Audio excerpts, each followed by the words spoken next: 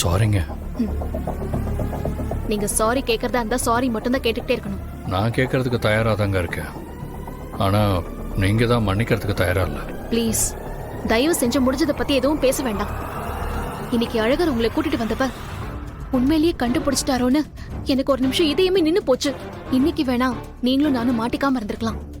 ஆனா இது இப்படியே போனா கண்டிப்பா ஒரு நாள் நீங்க தான் என் புருஷன் எல்லாருக்கும் தெரிஞ்சிடும். அது உண்மைதானுங்க.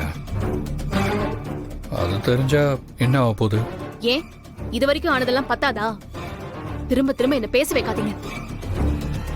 அழகரும் ஆண்டாலும் சும்மாவே இருக்க மாட்டாங்க. எனக்கு நல்லது பண்றேங்கிற பேர்ல இப்படி ஏதாவது பண்ணிக்கிட்டே தான் இருப்பாங்க. என்னால ஆண்டாளையும் ஏமாத்திக்கிட்டு என்னையும் ஏமாத்திக்கிட்டு இருக்க முடியல. உங்களை கண்டுபிடிச்சு உங்க கூட என்ன சேர்த்து வச்சுட்டா அவ பிரச்சனையெல்லாம் முடிஞ்சிரும் நினைக்கிறா. ஆனா என் பிரச்சனையே நீங்க தான் அவளுக்கு புரியல. என்னையும் தமிழையும் தொந்தரவு பண்ண மாட்டேன் நீங்க எனக்கு சத்தியம் பண்ணி கொடுத்தீங்கல்ல, நீங்க அதை காப்பாத்துவீங்கன்னு நம்பிதான் நான் உங்ககிட்ட ஒண்ணு கேக்குறேன். நான் இங்க இருந்து சீக்கிரம் போயிடுவேன். நீங்களும் இங்க இருந்து போயிடுங்க. நீங்க என் கண் பார்வையிலே இருந்தா ஒரு நாள் என் கோவம் குறைஞ்சு உங்களை மன்னிச்சு ஏத்துப்பேன்னு நினைக்கிறீங்கல்ல. ஆனா உங்களை பார்க்க நீங்க செஞ்ச துரோகம் தான் என் கண் முன்னாடி வந்து நிக்குது. அதனாலதான் சொல்றேன், நீங்க முதல்ல இங்க இருந்து கிளம்புங்க. நான் போறது இருக்கட்டும் பாரதி. நீங்க இப்ப எங்க போறீங்க? எதுக்கு? அங்கேயும் வந்து என் நிம்மதியை கெடுக்கிறதுக்கா? நாம ஒண்ணு டீனேஜ் பசங்க இல்ல. கொஞ்சமாவது மெச்சூர்டா யோசிங்க, மெச்சூர்டா பேசுங்க. அன்பு வைக்கிறதுக்கும் காதல் வைக்கிறதுக்கும் டீனேஜ் பசங்களா தான் இருக்கணுமா என்ன?